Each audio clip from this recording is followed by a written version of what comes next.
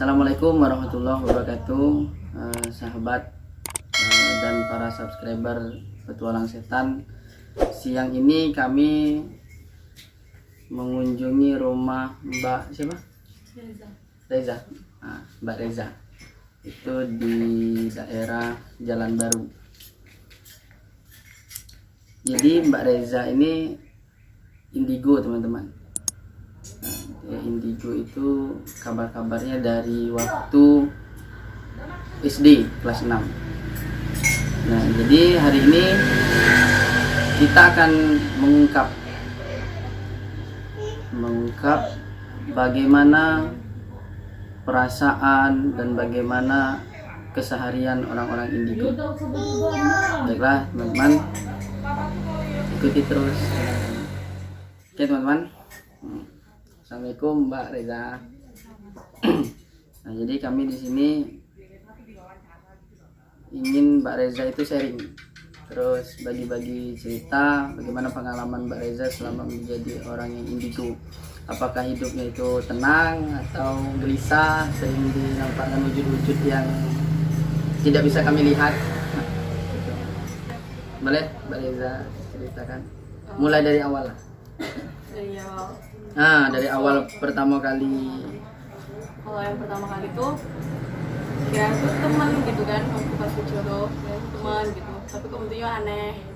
Terus sering berjalan waktu kan agak dewasa gitu, terus kok kayak badan tuh juga rasanya aneh gitu kan, sering dimasukin gitu, dari kayak bahu berat, terus kayak perut juga rasanya mual gitu, terus jadi kayak gitu, jadi serupan gitu kan. Terus kayak ngeliat dia kayak gitu tuh, dia tuh liatin terus gitu kan, rasanya tuh kayak nggak tenang lah, namanya juga kan pengennya tuh hidup normal gitu, nggak pengen diliatin kayak gitu. Cuman ya mau kayak mana lagi gitu kan, nggak tahu mau kayak mana, sampai sekarang kayak gini gitu. Jadi kalau diputar lagi di kalimat pertama itu dinampakkan wujudnya gitu. Yeah. Itu dinampakkan wujudnya seperti apa? Itu macam-macam ya, kayak anak, terus kayak genderuwo, terus kayak yang apa, yang kayak api gitu, Api? Banaspati gitu. Oh, Banaspati. Kayak gitu, macam-macam pokoknya, bentuknya tuh aneh-aneh. Terus awal kerasukan tuh bahu tuh berat, terus kayak kepala tuh pusing, terus kayak apa, rasa mual, terus sakit perut gitu, kayak diputer-puter kayak gitu. Itu kapan pertama kali? Itu pas SD kelas 6, hari kelulusan, pas jalan ke candi. Itu teman-teman sekalian, kita kalau ke tempat yang kiranya agak sedikit angker, permisi dulu. Terus kalau kita keluar rumah itu kita harus baca doa, minimal ya kita minta perlindungan kepada Allah, teman-teman semua, dengan baca Bismillahirrahmanirrahim. Jadi kalau sekarang ya masih apa ya, gelisah aja gitu kan, nampain kayak gitu. Jadi sampai sekarang masih pengen ngilangin tapi nggak tahu kayak mana. Jadi kalau sudah pernah berobat ya? Udah berkali-kali. Itu sudah kemana Bet? Kayak di Jambi gitu kan, di tempat rukiah tuh, depan apa, Waskita Jamtos. Jamtos. Ya, Jamtos di situ. Terus di Kota Baru waktu itu juga kan. Kota Baru di mana? Yang Ustadz Endang. Terus kedua baru di Jamtos. Terus yang terakhir baru kemarin bulan Mei, dia Ustadznya datang ke rumah sini, di rumah Mbak.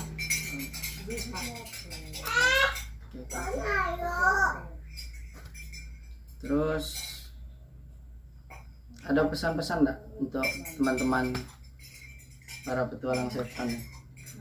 Kalau bisa sih jangan berani coba-coba, apalagi kan kebanyakan kayak teman-teman saya gitu kan, pengen buka mata batin gitu kan. Kalau bisa tuh nggak usah lah, soalnya tuh resah, gelisah, terus nggak nyaman, terus apa ya? Pokoknya tuh kalau kemana-mana tuh dinampain kayak gitu tuh rasanya tuh nggak enak banget. Nah terus waktu kerasukan ya, terus sudah kerasukan kan keluar tuh, Iya. apa yang dirasakan setelah itu?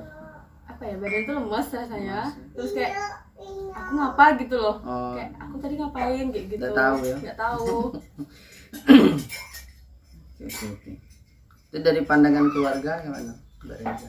Apa ya, kalau dari pandang keluarga kan saya pribadi sih mau percaya atau enggak tuh kan serah orangnya, mau percaya iya, kalau enggak ya udah nggak apa-apa gitu. Jadi nggak sabar lah. Jadi tadi teman-teman sebelum kita podcast tadi sempat cerita-cerita dulu sama Mbak Reza ya, katanya ada dari keturunan. Nah itu gimana tuh? Itu aku pribadi juga nggak tahu kan, cuman waktu pas kemarin bulan Mei di Rukia tuh yang dari makhluk lainnya tuh emang dari turunan gitu, kayak jadi perjanjian. Perjanjiannya kayak mana tuh? Perjanjian dengan jin. Mungkin Jadi sudah dari yang dulu gitu. Mungkin dari dulunya tuh melakukan perjanjian sama jin dengan Islam. Terus ganggunya jadi ke anak cucunya gitu. Tapi kalau riwayat keluarga emang ada ilmu-ilmu atau gimana? Kurang tahu juga sih, tapi jadi turunan gitu. Jadi ini banyak sekali teman-teman kasus-kasus yang sama ini. Jadi perjanjian antara jin dan manusia ini yang kena itu bukan kita sekarang, tapi di anak cucu kita nanti. Dan itu malah merepotkan keluarga kita sendiri, bukan malah menguntungkan. Ya mungkin kalau dalam bahasa jin itu yang untuk jaga diri, terus dia tidak kena sihir segala macam, santet. Padahal itu semua bohong teman-teman. Kalau seandainya Allah mengizinkan, walaupun seberapa banyak penjagaan di rumah itu, maka tetap akan tembus teman-teman. Dan kalaupun tidak ada penjagaan, kalau seandainya Allah bilang tidak, maka tidak akan sampai. Maka kembali lagi semuanya itu ada di tangan Allah Subhanahu wa taala. Oke, teman-teman.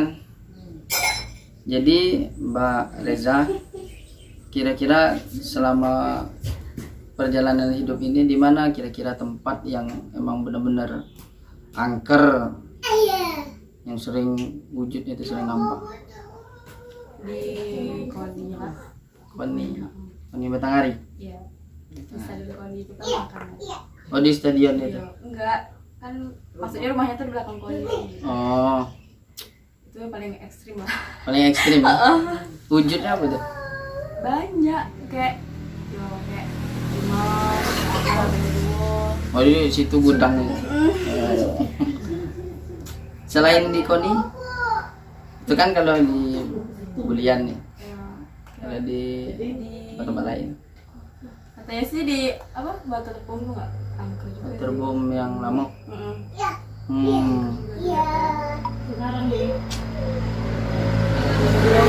Kalau di Jambi? Bagi saya sih candi tuh banyak angker. Candi ya? Nah, teman-teman. Kita boleh nih. Bagian sungainya tuh. Bagian sungainya di mana? Ada tuh yang kayak sungai yang airnya dikit tuh. Boleh nih teman-teman. Kita besok jalan-jalan ke candi, melihat apakah benar angker. Soalnya kami ini kan manusia-manusia yang nggak bisa melihat Tuhan. Jadi yang bisa melihat itu kan ya orang-orang indigo atau orang punya kelebihan atau orang punya ilmu lah. Jadi di channel ini kami mau mewujudkan benda-benda yang tidak nampak itu. Apakah bisa dilihat di kamera atau tidak? Oke, sahabat-sahabat dan para subscriber Petualang Setan ya, dimanapun kalian berada. Demikian wawancara dengan Mbak Reza. Ini nama Mbak Reza ini apa nama panjang? Reza Tristiawan. Reza Tristiawati. Nama Instagramnya? Reza. Terus nanti kita cantumkan di deskripsi. Baiklah, terima kasih Mbak Reza sudah meluangkan waktunya. Terima kasih juga. Salam buat keluarga. Semoga kedepannya tidak nengok-nengok yang aneh-aneh. Terus nanti kalau mau konsultasi bisa hubungi kami. Aku masih kumat-kumatan. Nah, baiklah teman-teman. Nah, itulah kalau seandainya kita ada berasal dari keturunan yang dulu-dulunya orang-orang tua kita ada perjanjian-perjanjian dengan jin. Jadi imbasnya kepada anak cucu dan ya terus keturunannya terus begitu, tidak akan putus. Bagaimana cara memutuskannya? Nah, cara memutuskannya itu kembali lagi kepada diri kita. Karena kalau yang cewek biasanya tuh sering didatangi, terus bisa melihat hal-hal yang begitu. Kalau cowok, nah ini cowok biasanya lebih parah lagi. Dia datang lewat mimpi, terus dia ajarin cara menggunakan ilmu itu gini, ya diterapin terus. Nah, terus lagi ke anaknya, terus lagi gitu terus, tidak akan putus. Nah, oke teman-teman, sebelum kami tutup video ini, mungkin dari Mbak Rezanya ada yang mau ditanya? Ada? Ya, tegang sekali teman-teman. Mbak Reza itu tadi. Ya. Kan saya bisa juga tuh bisa lihat. Dan faktor dari keturunan juga kan. Efek sampingnya tuh ada nggak sampai ke besok kalau saya udah nikah gitu, ke anak cucu gitu? Samping itu tadi yang dijelaskan tadi, faktornya tergantung di diri kita sendiri. Jadi jin itu jangankan faktor keturunan, jadi kita orang-orang yang biasa yang bukan indigo itu bisa juga terkena indikasi jin-jin itu. Dari mana caranya supaya jin itu bisa masuk? Dari mana saja? Contoh, dari makanan, dari minuman. Apa yang kita masukkan dalam mulut ketika kita tidak membaca bismillah, itu barengan mereka masuk. Jadi kita tutup celah itu supaya dia tidak masuk. Bismillahirrahmanirrahim. Tidak akan masuk. Dari mana lagi? Dari kuku-kuku. Kuku-kuku itu tempat tinggal mereka. Maka kuku tidak boleh panjang. Panjanglah kukunya. Belum dipotong. Nanti potong. Tuh. Kemudian, nah ini kalau cewek mandi itu sebelum kita melepas pakaian, mau jilbab apa, biasakan baca bismillah. Jadi mereka dari bangsa-bangsa jin itu tidak bisa melihat aurat itu, termasuk tidur. Tapi katanya kalau mandi itu pakai basahan. Nah, apa sih namanya? Kalau apa ya? Kayak kain gitu. Tuh. Harus. Gitu. Harus. Nah, tuh. Kami cowok kayak gitu juga. Jangan salah, cowok nih. Ada juga jin-jin cewek yang senang dengan cowok nih, jangan salah. Kirain cewek. Tuh. Jin bisa jatuh cinta dengan manusia, kan? Apalagi sama manusia. Ada lagi yang mau ditanyakan?